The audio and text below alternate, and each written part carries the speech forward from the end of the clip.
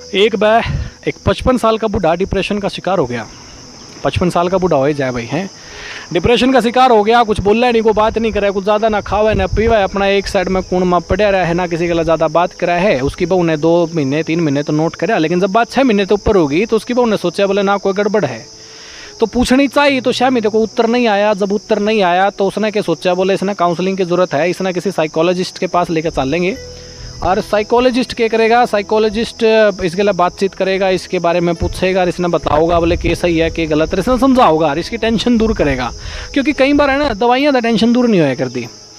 तो भाई उसने ढूंढे अपने शहर के अंदर कौन कौन साइकोलॉजिस्ट कौन कौन है, किसा किसा है। तो उसने बागड़ा एक मिल गया। और वो बागड़ा इतना था भाई कि वो साइकोलॉजिस्ट के साथ साथ, काउंसलर के साथ साथ वो भाई अपना ज्योतिष भी था। तो उसने पता लगा भाई ज्योतिष है।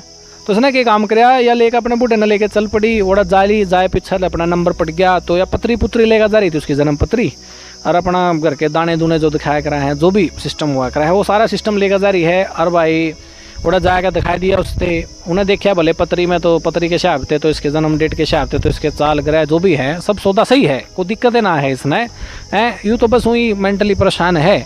तो उसने सोचा बोले इसका कोई पत्री वाला काम तो खराब नहीं है, इसका तो बस वही मानसिक रूप से काम खराब है, चलो पूछूं मैं क्या चक्कर है कि नहीं है। उसने रिक्वेस्ट करी, बोले बहन जी आप बाहर बैठ जो जाके, मैं इस पर कुछ सवाल जवाब करूंगा। तो भाई फिर उसने काउंसलर ने, उस ज्योतिष ने पूछा, बोले हाँ जी क्या दिक्कत है। तो बूढ़ा बोलिया अगजी घना परेशान हूँ हैं, टेंशन ना दाब रखा हूँ, नौकरी का प्रेशर है जी हैं, जागता की पढ़ाई है, उनकी नौकरी की टेंशन है जी, घर का लोन है जी, कार का लोन है जी, प्रॉपर्टी का लोन है जी, वो लोन है, फलाना लोन है जी हैं। कुछ भी अच्छा ना लगता, कुछ खाऊं उसमें स्वाद ना हो, कुछ पीऊँ उसमें स्वाद ना हो, सारा दिन बस एक कोण में पड़ा रहूँ, पता नहीं मेरा क्या हो रहा। दुनिया तो सोचता है मैं घनी बड़ी तोप हूँ, लेकिन मन बेरा है, मेरे पास कितने कारतूस बच रहे हैं और कितने उन्होंने खाली हो लिए। मैं जी डिप्रेशन में हूँ, मैं टेंशन में हूँ, मेरा दिमाग खराब हो लिया। कई बार तो मेरा ना जी फांसी लेने का करा है। न्यू कहते भाई उसने सारी किताब खोल दी बूढ़े ने, ज्योतिष के शामियाँ पढ़ी और कहते रो पड़ा। वो जो काउंसलर था वो थोड़ा समझदार था, बढ़िया था। उसने कराया, बोले पहले तो उसने सोचा, सोचने के बाद बोलिया अगर 10वीं कौन से स्कूल ते करी है तने। बूढ़ा गया, बोले क्या पूछ रहा है वो। तो दोबारा पूछा उसने, बोले 10वीं कौन से स्कूल ते करी है। तो उस बूढ़े ने बता दिया जी मैंने फलाने स्कूल ते करी है। बोले न्यू कर स्कूल में जा और जितने भी बालक थे 10वीं में उनका रजिस्टर पड़े होगा, और रजिस्टर ठा लिया और उन सारे के नाम एक पेज पे लिख लिए। तो भाई अपने बूढ़ा अगले दिन गया स्कूल में, उसने खोज खाज करवाया कि मैं बात करी भाई फलाने सन में करी मैंने 10वीं, और उड़ते अपना रजिस्टर ले आया। रजिस्टर ले आकर अपना पेज पाज पे लिख कर ज्योतिष के शामी धर दिया, अगर जी यहाँ रहे सारे के नाम। तो फिर ज्योतिष ने नु कहा अग्न्यू कर कितने बंदे आया। बोले जी यहाँ तो 200 हैं, छोरे छोरी मिला कर सारे 200 हैं। बोले हाँ। बोले इन सारे के घर जा, इन सारे की जांच पड़ताल कर करनी पड़ेगी और आपका डिप्रेशन छुमंतर। बोले ऐसे कैसे। बोले मेरा तजुर्बा कह रहा है अगर तेरी टेंशन सारी खत्म कर दूंगा मैं, तो न्यू कर इन सारे के घर जा और नू देख का कौन के कर रहा। दिन रात घूम घूम का भाई वो तो सारे के घर गया, कुछ मिले कुछ नहीं मिले। तो उसने देखा अगर 20% लोग तो मर लिए थे, उन 200 में थे 20% लोग तो ऐसे थे जो मर लिए थे, 7% छोरी ऐसी थी जो विधवोली थी, और 13% ऐसी थी जो तलाकशुदा थी या सेपरेटेड थी, यानी अलग रह कर दी। 15% जो बालक थे 10वीं में उसके गिले वो नशेड़ी हो गए थे, तो किसी तरह की बात करने भी लायक नहीं थे।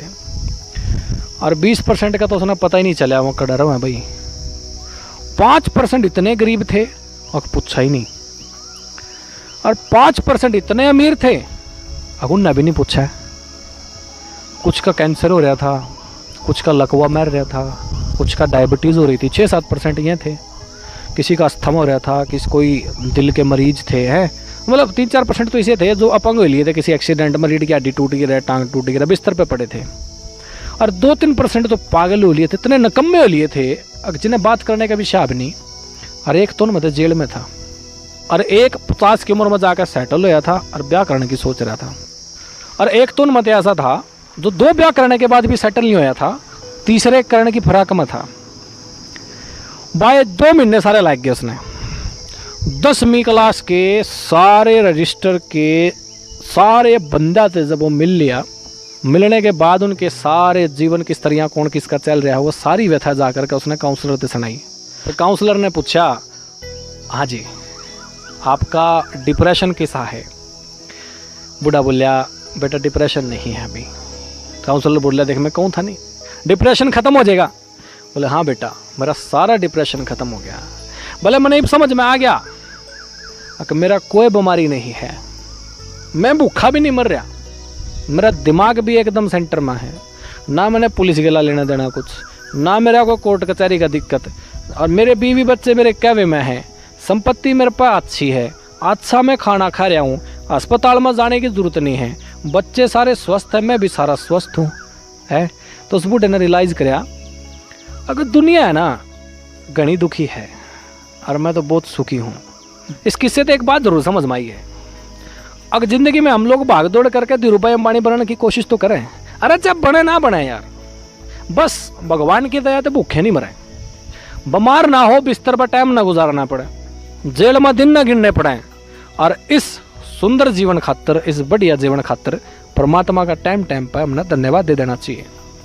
और अगली बात भाई, जैत हमने नू लगाया कि थारा डिप्रेशन हो रहा, अपने स्कूल में जाओ, 10वीं के बच्चे का रजिस्टर उठाओ और उनके नाम पेज पे लिखो और उन सारे के घर जाके देख के आओ कौन के कर रहा कौन नहीं के कर रहा, और अगले दिन थारा डिप्रेशन छुमंतर ना हो फिर के कह देना। क्योंकि दुनिया बड़ी दुखी है यार, बड़े परेशान हैं। अगर आप रोटी खा रहे हो, घर में रह रहे हो, बच्चे बड़े आपका मान सम्मान करते हो, आपने किसी का कुछ देना ना हो, कोर्ट कचहरी का दिक्कत ना हो, अस्पताल में जाना ना हो, बच्चे आप स्वस्थ हो, तो इस ज़िंदगी के लिए, इस बढ़िया ज़िंदगी के लिए भगवान का धन्यवाद टाइम टाइम पर करते रहा करो। ठीक है, उम्मीद है कि हमने बात समझ में आई होगी। और भाई वीडियो जब पसंद आई हो या बात जब पसंद आई हो तो अपने 2-4 भैया के इसने शेयर कर दियो, ताकि किसी के भी दिमाग में किसी भी तरह का डिप्रेशन ना हो। ठीक है, जय हिंद, जय भारत।